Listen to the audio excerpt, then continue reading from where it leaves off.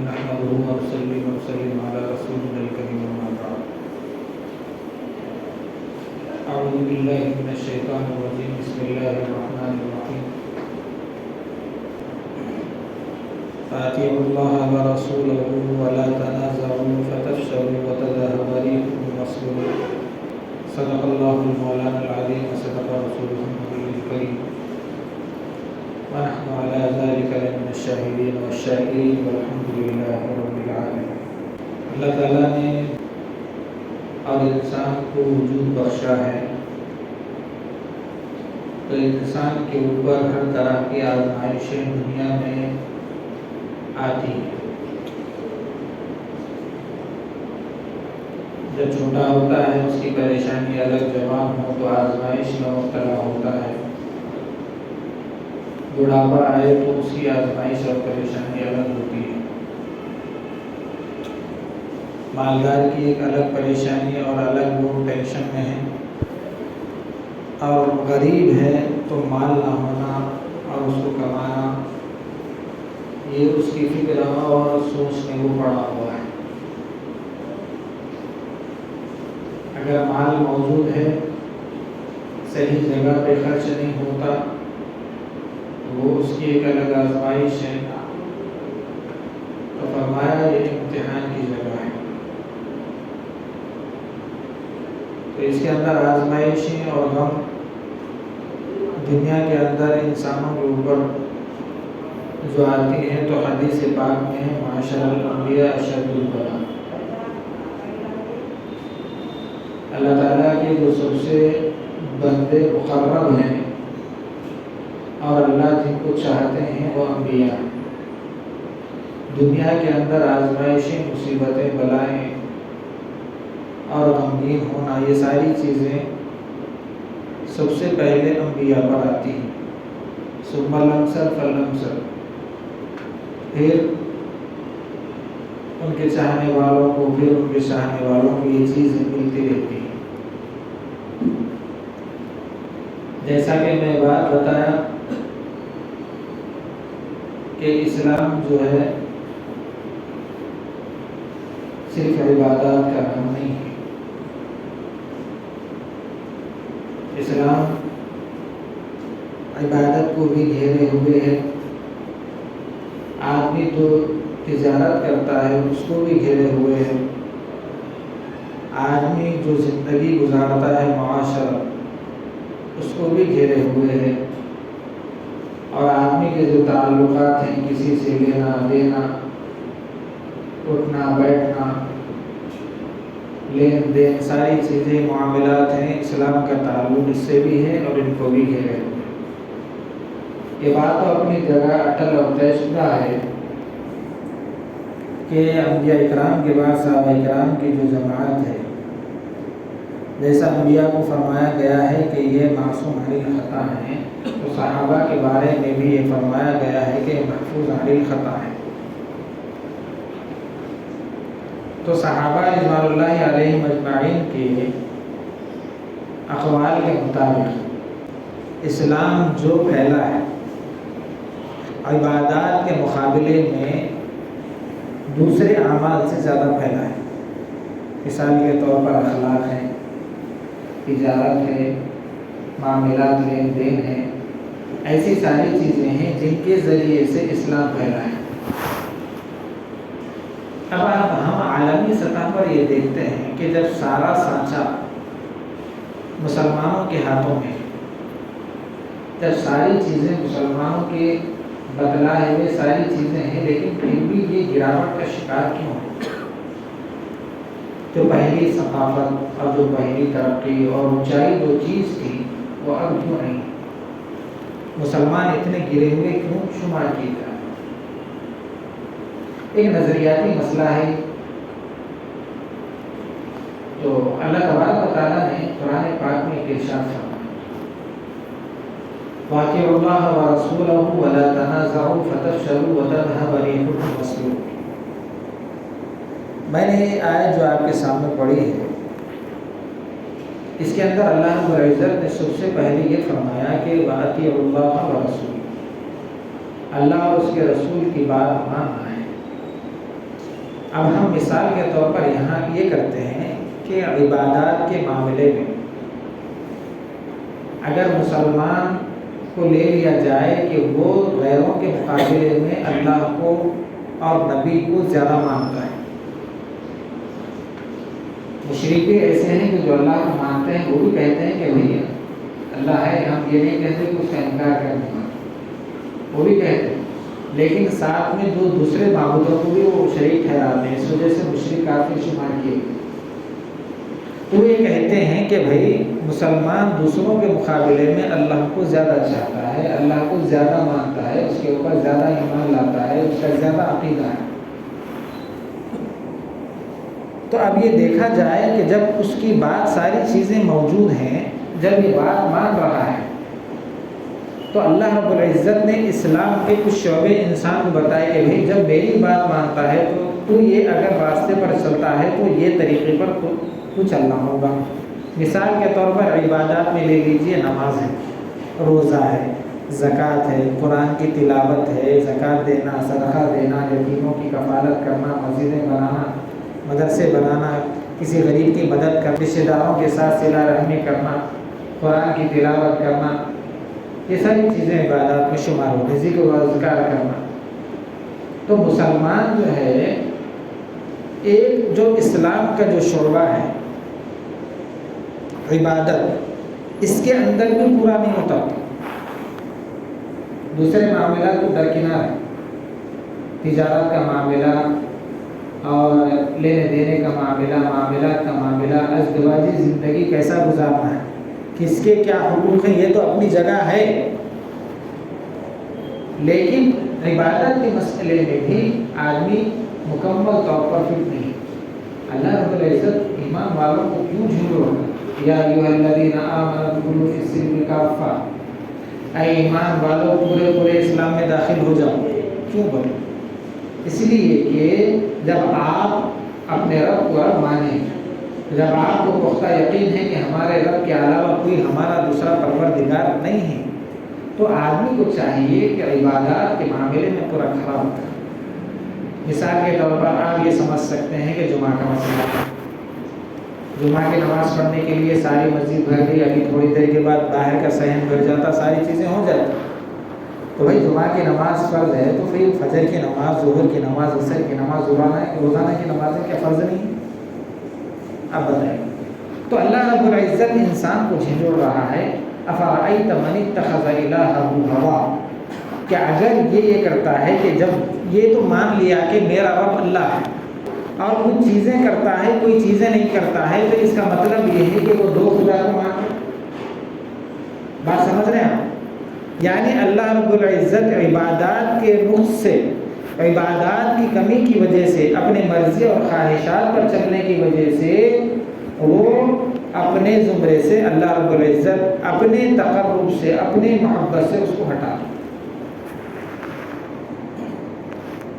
یہ فرمایا افرأیت من اتخذ الہہ ہوا، کہ کیا وہ اپنے خواہشات کو، اپنی مرضی کو اپنا معبود بناتا. اس طرح کا اللہ رب العزت جھوڑ. جب آدمی عبادات کے معاملے میں بھی کھڑا نہیں اترتا تو دوسرے معاملات تو آدمی پھر مسلمان پھر ہو چکا ہے. آپ تجارت کے معاملے میں لے لیجئے، زمینی سطح کے اعتبار سے 95% مسلمان ناکام، زمینی سطح کے اعتبار سے. اور ازدواجی زندگی میں لے لیجیے، بھائی مسلمانوں کے پاس قرآن ہے، حدیث ہے، فیصلہ کرنے والے قاضی ہے، علماء ہیں، بڑے بزرگان دین موجود ہیں کہ وہ سارے کے سارے قرآن و حدیث سے ساری چیزیں فیصلہ کرتے ہیں، اور ہم بھی قرآن و حدیث کو مانتے ہیں. لیکن پھر بھی اگر ہمارا کچھ مسئلہ آ گیا ازدواجی یا کچھ معاملہ لینا دینا، دونوں بھی مسلمان ہیں، تو دونوں کہا جا رہے ہیں زمینی سطح کے اعتبار سے تو ہم لوگ ناکام ہو چکے ہیں. تجارت میں ناکام ہیں، معاملات میں ناکام ہیں، ازدواجی معاشرت میں ناکام ہیں. عبادات، اگر عبادت کے اعتبار سے اگر مسلمان کو مسلمان شمار کیا جائے لیکن پھر بھی وہ ناکام، عبادت بھی مکمل نہیں. تو آپ بتائیے اگر یہاں کے آدھار کارڈ میں اگر مسلمان ہے تو آسمان کے آدھار کارڈ میں اللہ رب العزت رکھے نہیں رکھے؟ مسجد میں آیا آدمی، ٹخنوں کے اوپر پینٹ کرا، ٹوپی لگایا، نماز پڑھنے کے بعد جب باہر نکلا، باہر نکلنے کے بعد اپنا پینٹ جو ہے نکال کے ٹخنوں کے نیچے کر دیا۔ حالانکہ اللہ کے رسول صلی اللہ علیہ وسلم نے فرمایا کہ قیامت کے دن اللہ رب العزت اپنے نظر رحمت 3 بندوں کی طرف نہیں کرتا۔ سب سے پہلا بندہ تو وہ ہے جو ٹخنوں کے نیچے اپنا پینٹ یا پائجامہ رکھنے والا، یہ بھی باہر سے تعلق ہے، مسجد سے اس کا کوئی تعلق نہیں۔ اور جو ہے بازار میں بیچنے والا جو تول میں کمی زیادتی کرتا ہے، اس کی طرف میں نظر رحمت نہیں کرتے۔ اور ایک منان، کام کر کے احسان جتلانے والا، نظر رحمت قیامت کے دن نہیں کرتے۔ میرا بتلانا مقصود یہ ہے کہ جب اللہ رب العزت نے اپنے کو بندہ بنایا اور بندہ رب کو رب مانا، اور جب ساری چیزیں شریعت کی مکمل ہو گئی کہ بندہ کر رہا ہے، کہ بندہ مان رہا ہے، لیکن پھر بھی اندر اس کے اندر نقص ہو رہا ہے، تو نبی کی زبانی حدیث میں ہے کہ جب وعدہ خلافی کرتا ہے اور جب اپنی مرضی سے چلتا ہے تو اللہ رب العزت فرما رہے ہیں میرے علاوہ بھی وہ کسی دوسرے معبود کو مانتا ہے۔ اعمال میں کوتاہی ہونے کے باوجود حدیث میں ہے کہ جب نیک آدمی جب کوئی گناہ کرتا ہے یا عمل میں کوتاہی کرتا ہے تو اللہ رب العزت اس کے اوپر ظالم آدمی کو مسلط کر دیتے ہیں جو اس کو سدھارنے کی طرف لے کر۔ اب بات سمجھو، پوائنٹ کی بات بتا۔ اب مارنے والا چاہے گنہگار ہو، کافر ہو، مشرک ہو، اس سے حدیث میں یہ کوئی نہیں۔ بات سمجھ رہے ہیں نا؟ اگر مارنے والا جو ظالم ہے، اگر ہم برا عمل کر رہے ہیں، نیک عمل نہیں کر رہے، ساری چیزیں نہیں کر رہے، ٹھیک ہے بھائی، ہم ظلم مظلوم ہو گئے، ہم مار کھا رہے ہیں، لیکن ہمارے اندر یہ دل میں شکایت ہے کہ بھائی مارنے والا بھی تو کافر ہے، ہمارے اوپر جو ظلم کر رہا ہے وہ بھی تو کافر ہے۔ تو حدیث میں فرمایا گیا ہے کہ آدمی وعدہ کر کے وعدہ خلافی کرتا ہے، اللہ رب العزت کے مقابلے میں وعدہ خلافی کرتا ہے تو ہر وقت اس کو ڈبا کے مار کھاتا۔ حدیث میں بھی ہے، قرآن میں بھی ہے دلائل۔ تو مارنے والا گنہگار ہے، دیندار ہے، ظالم ہے، جابر ہے، جائر ہے، اس سے کوئی مقصود نہیں ہے، لیکن اگر مار کھانے والا جو ہے اگر نیک عمل میں کوتاہی کرتا ہے مسلط کر دیتے ہیں۔ سب سے بڑی بات تو یہ ہے، ایک ہے بے دین۔ اب یہاں تک تو ہم یہ کر رہے ہیں کہ بھئی عبادت میں کوتاہی ہے کہ ہم یہ چیزیں نہیں کر رہے، بھائی معاملات میں کھڑے نہیں اتر رہے، عبادات میں کھڑے نہیں اتر رہے، تو مسلمان تو اس سے اور ایک پیر اور ایک درجہ آگے بھی بڑھ گیا، بددینی کر رہا۔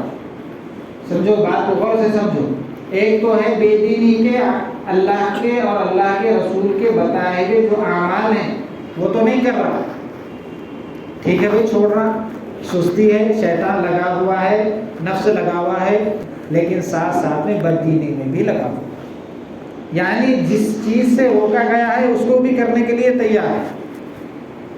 بات سمجھے؟ ہم نماز پڑھ رہا، نماز کا حکم دیے گئے، نماز چھوڑ دیا، چلو بھائی کوئی بات نہیں، روزہ رکھنے کو بولے روزہ چھوڑ دیا، چلو بھائی کوئی بات نہیں، زکوٰۃ جو بولے زکوٰۃ ادا نہیں کر رہا، چلو بھائی کوئی بات نہیں، لیکن اعمال کا جو حکم دیا گیا ہے اس کو نہیں کر رہا، اس کو بے عمل بولتے، بے دین بولتے، سمجھ گئے نا؟ بددین یعنی بددین وہ ہیں کہ جس کام سے روکا گیا ہے وہ کام کرنا۔ سود کھانا حرام بتلایا گیا ہے، قرآن میں بھی حدیث میں بھی۔ بے عمل الگ چیز ہے، اس کی سزا الگ ہے، بد عمل کی سزا الگ ہے، اور زیادہ ایک درجہ اونچا ہے۔ سود کھانا ہے، شراب پینا ہے۔ اب سود لینے میں دینے میں بھی کئی چیزیں ہیں، ابھی جو ہم لوگ دے رہے ہیں نا، یہ لیز پہ، رہن پہ وغیرہ، یہ رہن بھی حرام ہے، لوگ رہ رہے ہیں نا، رہن پہ گھر دینا، وہ دینا، سب حرام ہے، لینا دینا۔ تو یہ بتانا چاہ رہا ہوں کہ ایک تو ہے بے دین کہ عمل نہیں کر رہا، عمل سے دور ہے، تو اللہ رب العزت یہ بتا رہے ہیں کہ بھائی جب آدمی بے دین ہوتا ہے تو گویا کہ اللہ رب العزت فرما رہے ہیں وعدہ خلافی کر رہا ہے۔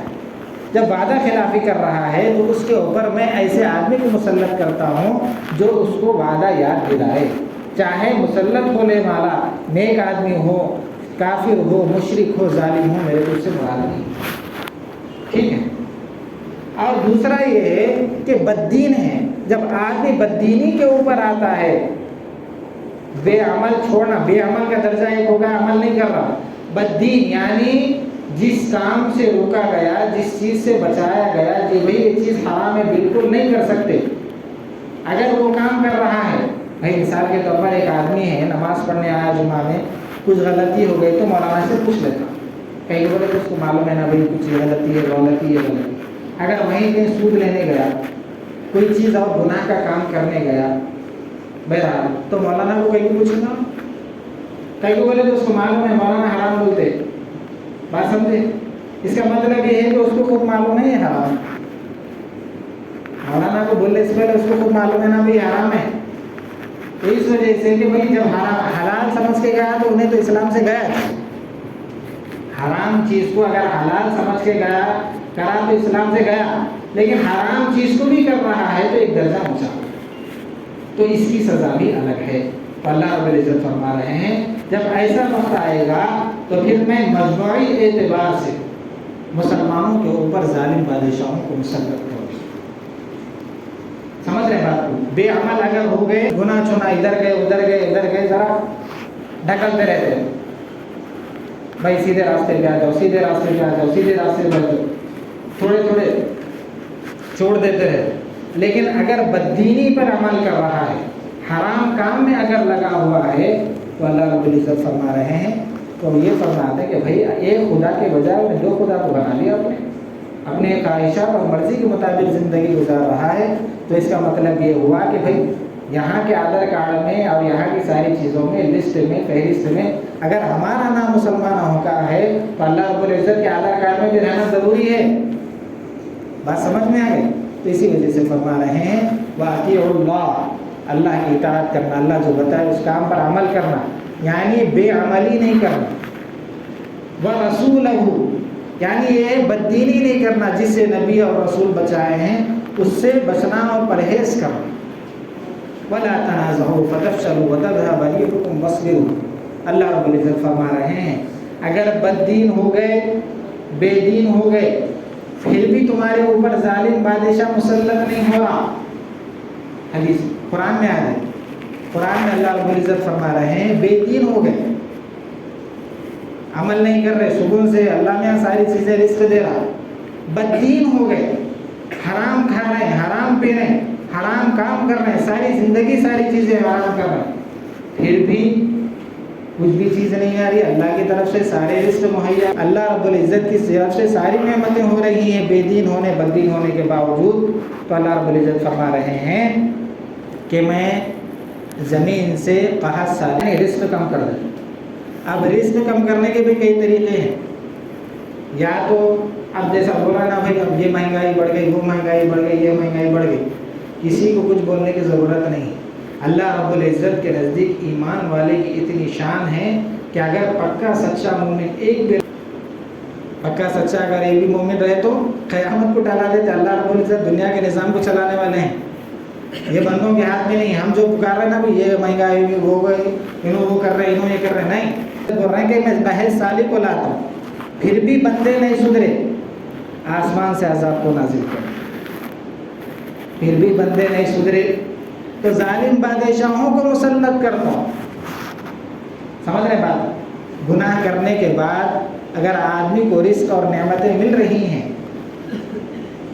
نہیں سدھرے تو رزق کو کم کرتا ہوں، اب رزق کم کرنے کا الگ الگ طریقہ ہے، کبھی بیماری لگا دیا، کبھی وہ لگا دیا، کبھی یہ لگا دیا، ظالم بادشاہوں کو مسلط کرتا ہوں، اگر یہ نہیں ہو گیا تو فرمایا سب سے بڑا عذاب یہ دیتا ہوں کہ آپسی میں تمہاروں کو ذہنوں میں انتشار ڈال دیتا ہوں،